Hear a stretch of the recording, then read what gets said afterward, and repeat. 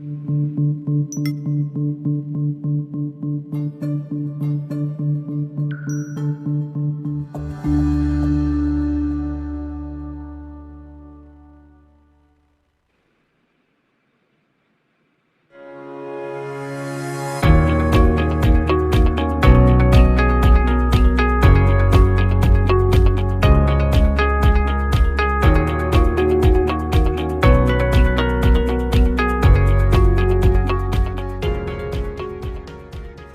name is Michael Yorba. Thanks for joining with us.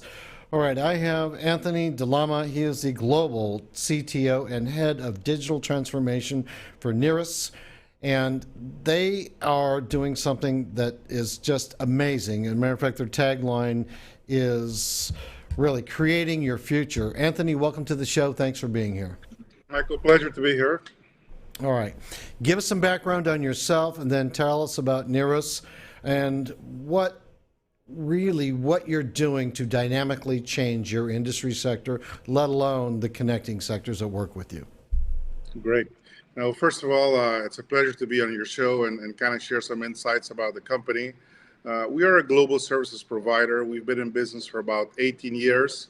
We service clients through our operations in the US, Mexico, Argentina, Colombia, Chile, Spain, Prague, and India. We carefully seek out clients who want to be innovators and also want to be first movers within their sectors. Typically, those are customers who are very passionate about either hyper-personalizing their products and services through technologies such as advanced analytics and machine learning, or they're typically clients who want to drive an immense level of profitability and reduce operating risks. And for those also, they seek out some of the innovations like artificial intelligence and others to help achieve those sets of goals and objectives.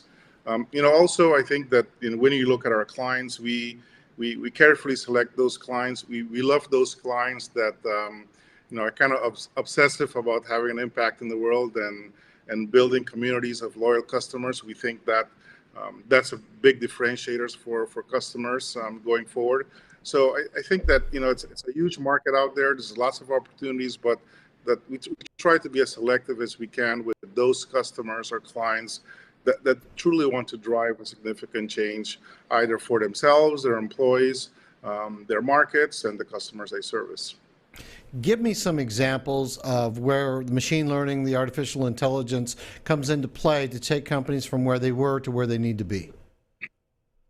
To understand how we leverage the technology, you should know that how we go to market is really through industries. We believe that pushing out technology for the sake of technology is a dangerous journey at best, and typically does not yield the desired outcome. So, we go to market through 4 prime industries, which is manufacturing, financial services, healthcare, telecom, and media. Those are our 4 major sectors that we go through, and within those industries, we strive to really understand, what moves those industries and where are they, past, present, and future, and how innovation helps drive changes within those industries. So, for instance, in the area of financial services, we help clients really streamline their onboarding process for customers. For instance, if before it took them weeks to be able to onboard a customer, especially in the capital markets area, then how do we use technologies such as robotic process automation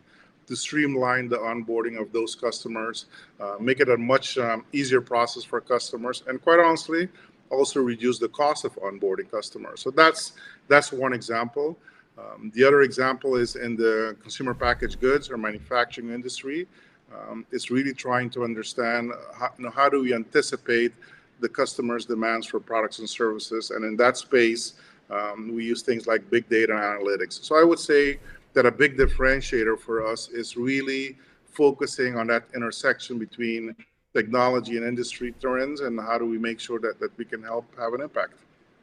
Now, I can see that. You mentioned savings. Now, it's got to be a big seller when you're talking to new clients. Give me an idea of, and I'm just going to, take some liberty, but give me an extreme example of the savings employing the technology that you, in your platforms, that you bring out relative to the old way they were doing it. Well, I mean, I mentioned the example of customer onboarding as one of them. You know, Right. we did some analysis of what it costs to onboard a customer in the capital markets, for instance, whether that's a private client or an institution, and the cost of doing so by the time you do everything around the KYC, the background checks, and everything that needs to get done, Right. those costs can run up to about $45,000 to $50,000 per client. And if we streamline that entire process and use process automation to eliminate some of the manual tasks, we typically can save up to 30%, if not 40%, on the cost of onboarding a customer.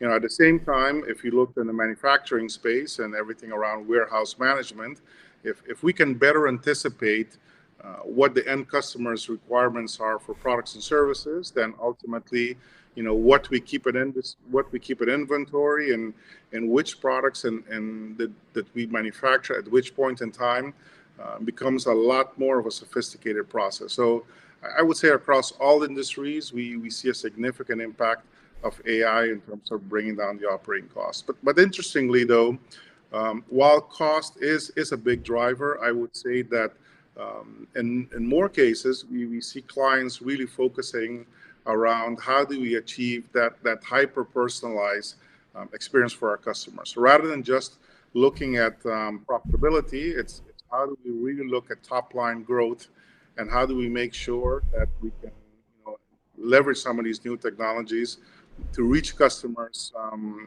in a much more sophisticated manner and drive an experience with the customer that allows them to achieve loyalty. And typically we see that being the biggest driver for innovation. Obviously, cost reduction right now is a big one, but certainly achieving that hyper personalization is a big deal. Now, you mentioned media. I just have to go there and ask you, what are you doing in the media space?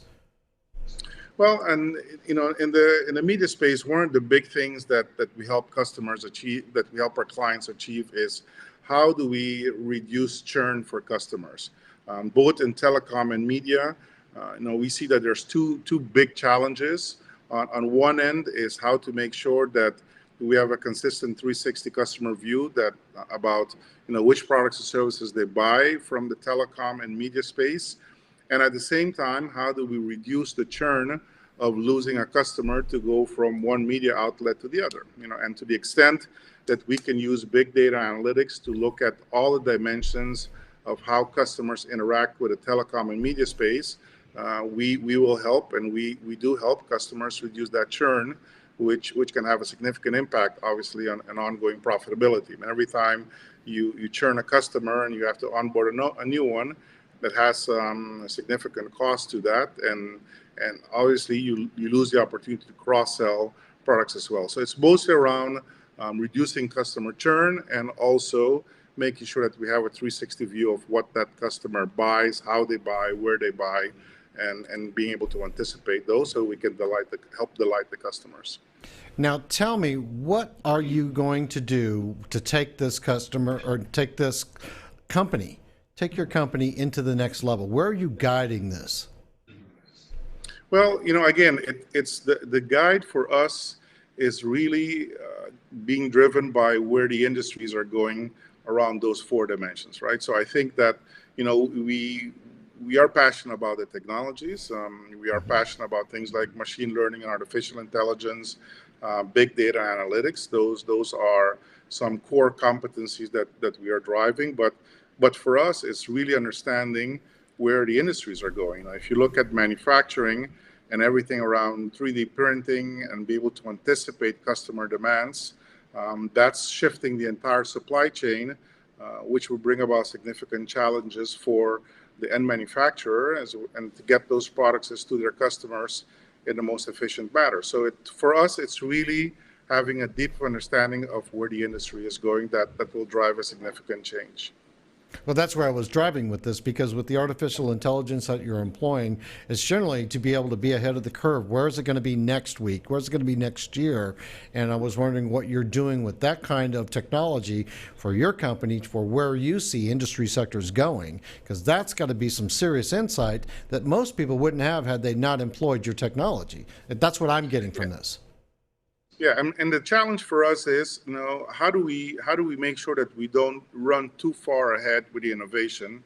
Right. This week we had a significant splash at Emerge Americas in Miami, where I talked about the future of artificial intelligence, which I think, by the way, the evolution of that technology in that space is moving exponentially.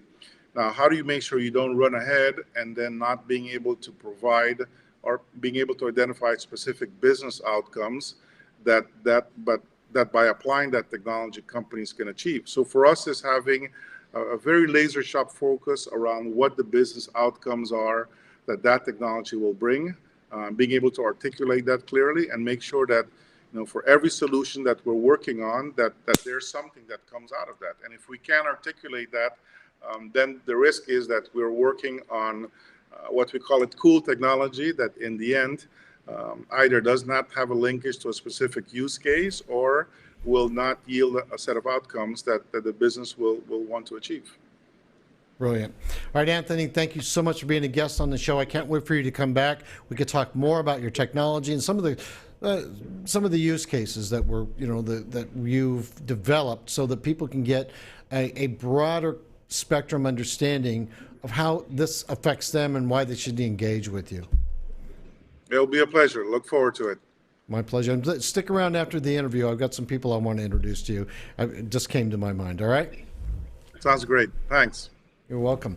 All right, you've been watching CEO Money with Michael Yorba. Thanks for joining with us. Please like us on Facebook, follow us on Twitter, and subscribe to our YouTube channel.